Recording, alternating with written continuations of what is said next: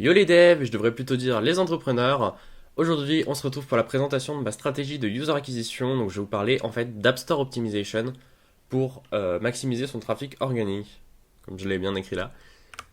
Alors, petit disclaimer, l'App Store Optimization, c'est pas une recette qu'on applique une fois et c'est fini. C'est quelque chose qu'on fait en continu. Tous les 2 semaines à un mois, on refait une petite passe par l'App Store Optimization. Même si c'est des petits changements, le plus gros sera au début. Mais ensuite, on continue de faire des petits changements régulièrement pour continuer de monter dans les mots-clés, chercher des mots-clés un peu plus. Enfin, vous allez voir de toute façon ce que je raconte après. Mais continuer de grimper et avoir de plus en plus de trafic. Sinon, à un moment, on finit par redescendre et on n'a plus du tout de trafic, donc ça sert plus à rien. Donc la stratégie consiste à se focus sur un seul mot-clé, donc pour chaque pays, parce qu'en fait quand on remplit la fiche App Store, on peut avoir des métadatas différentes par pays. Donc pour chaque pays, on va choisir un mot-clé et on va chercher à récupérer tout le jus de l'algorithme sur ce mot-clé. Plutôt que de s'éparpiller sur plein de mots-clés et essayer d'avoir un peu tout le monde, se focus sur un seul mot-clé, c'est ce qui va nous permettre de vraiment prendre le jus sur tout ce mot-clé-là et avoir plein de trafic. Alors pour trouver les idées de mots-clés, il y a plusieurs manières. Soit on regarde ce que font les compétiteurs, où est-ce qu'ils sont rankés, et ça peut nous donner des idées. On peut aussi lire les reviews. Selon ce que les gens ils vont dire dans les reviews, bah ça va nous donner des idées parce qu'il y a des mots qui vont revenir souvent, ou on se dit bah si ce mot-là il revient souvent, c'est que les personnes elles l'utilisent ou qu'elles cherchent beaucoup à l'utiliser. Et on a aussi le principe de prendre une niche, c'est-à-dire qu'on va partir d'un concept général de notre app et le réduire. Parce que si on prend le concept général, on va avoir un mot-clé qui est trop dur à atteindre, donc on va le réduire pour avoir un mot-clé un petit peu plus spécifique et pouvoir avoir le trafic sur tout ce mot-clé. Au niveau de la popularité de ces mots-clés, le but c'est d'avoir un maximum de popularité, mais de ne pas le prendre trop populaire, parce que si on le prend trop populaire, ça va être trop dur à toucher. Donc il va y avoir déjà d'autres concurrents qui seront devant, qui seront durs à battre. Donc on va commencer avec des mots-clés, comme là le deuxième sur mon image, qui sont assez bas. Et petit à petit, on va aller vers des mots-clés qui sont un peu plus durs à atteindre et plus populaires. Alors moi j'utilise l'outil AppFigures pour faire mes recherches de mots-clés, et je conseille quelque chose autour de 30 pour commencer. Et petit à petit monter au fur et à mesure qu'on voit qu'on arrive à atteindre des mots-clés un peu mieux et avoir plus de trafic. Parce que plus la popularité est élevée, plus on va avoir de trafic. Mais il faut quand même rester dans des mots-clés qui nous correspondent parce que sinon les gens ils vont voir notre app passer et ils vont pas du tout la télécharger parce que ça correspond pas à ce qu'ils recherchent. Non, j'ai skippé une slide. Euh, je vais parler maintenant des opportunités, enfin de ce qu'on appelle les opportunités. C'est quand on a un mot-clé, on va regarder en fait quels sont les résultats qu'il y a dans l'App Store avec ce mot-clé pour le pays qu'on cherche.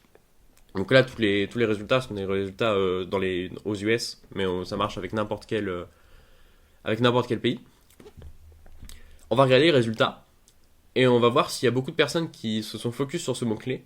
Donc là, par exemple, pour le mot-clé Recipe Generator, mon super accent anglais, pour le mot-clé Recipe Generator, on a sur les 10 premiers résultats, une seule personne qui l'a mis dans son titre et on voit que cette personne-là, elle a aucun rating sur les 30 derniers jours.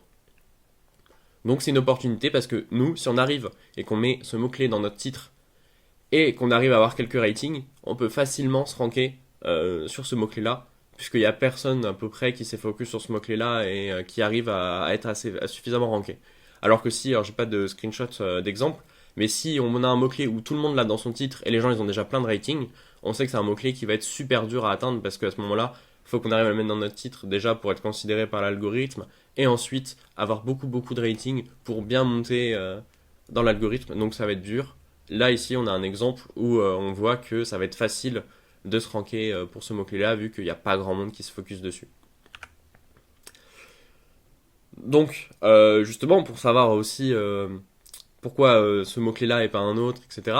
Je vais vous dérouler aussi le fonctionnement de l'algorithme. Comment on utilise le mot-clé. Là j'ai parlé de mettre le mot-clé dans le titre, mais pourquoi mettre le mot-clé dans le titre par exemple et pourquoi pas le mettre ailleurs ou quoi. Je vais vous décrire comment fonctionnent les algorithmes. Donc on va commencer par l'App Store. Un mot-clé qu'on va mettre sur l'App Store. Alors déjà, il faut savoir que pour l'App Store ou le Play Store, quand on met des mots-clés, ils sont lus de gauche à droite.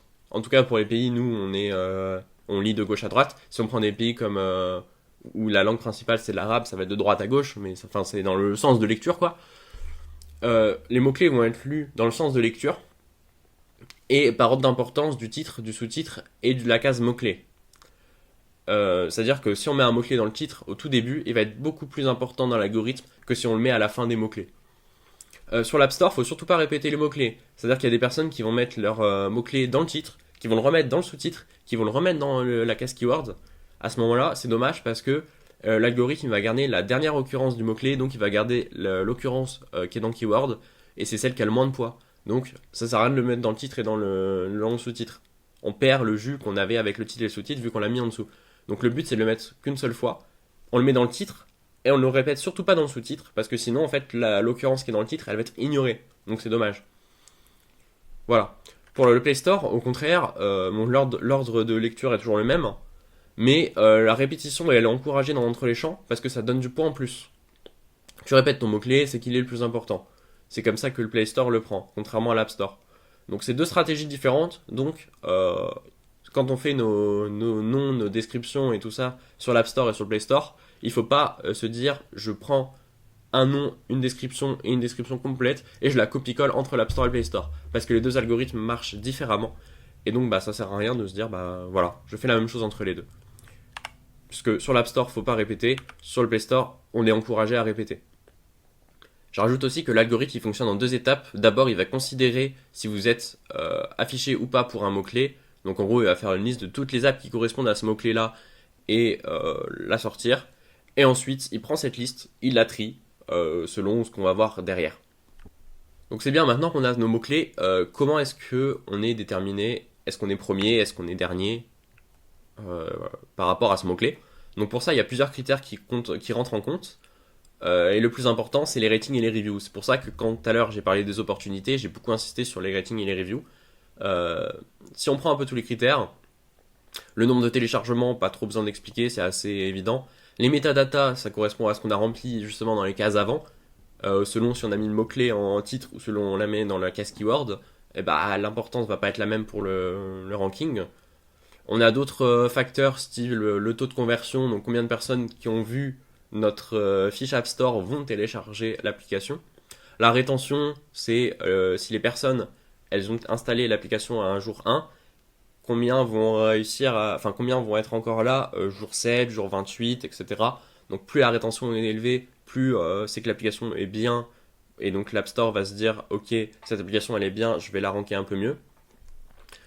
Le nombre de crash, forcément si on a beaucoup de crash, notre appli elle va chuter dans les rankings, donc le mieux c'est d'avoir une application qui est stable et qui crache pas. Et le compte développeur, il faut savoir que si on a une application sur notre compte développeur qui fait énormément de téléchargements, on va voir que les autres apps, elles vont être un petit peu mieux classées. C'est pas un gros facteur, mais ça joue quand même. Maintenant, ces facteurs-là, ils sont pas indépendants les uns des autres. On peut voir qu'il y en a qui sont liés les uns les autres. Par exemple, si on a moins de crash, il y a des chances que la rétention soit meilleure. Si la rétention est meilleure, il y a des chances qu'on ait plus de rating et de review. Pareil, si on a un meilleur taux de conversion, on va avoir plus de téléchargements. Et si on a plus de téléchargements, on risque aussi d'avoir plus de rating et de review. Donc, travailler sur ces différents facteurs peut permettre d'optimiser un peu tout le jus. Et plus on a de rating et de review, en fait, il faut retenir que les ratings et les reviews, c'est un petit peu la devise, la monnaie qui permet d'acheter des places, si on peut le dire comme ça, d'acheter des places au niveau de ranking de l'App Store.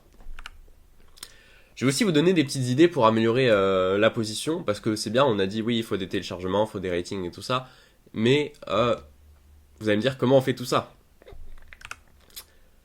Alors justement, vous avez vu que les ratings, c'est super important dans l'algorithme, donc si vous voulez me donner un petit coup de pouce, j'en profite pour faire mon petit placement. Alors déjà, un like et un abonnement, parce que si vous aimez cette vidéo, c'est fort probable que les vidéos suivantes vous plaisent beaucoup, et n'hésitez pas à aller faire un petit tour sur les deux applis sur lesquelles je travaille en ce moment.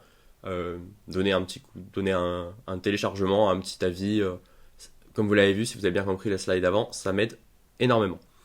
Mais maintenant, passons aux méthodes qui vont permettre d'avoir un petit peu plus de téléchargement et de rating. Et la première méthode, que j'ai nommée la méthode du pic, le but, c'est par un moyen externe. Donc ça peut être de la paie d'acquisition, ça peut être un placement, ça peut être plein de choses, obtenir un pic de téléchargement d'un seul coup.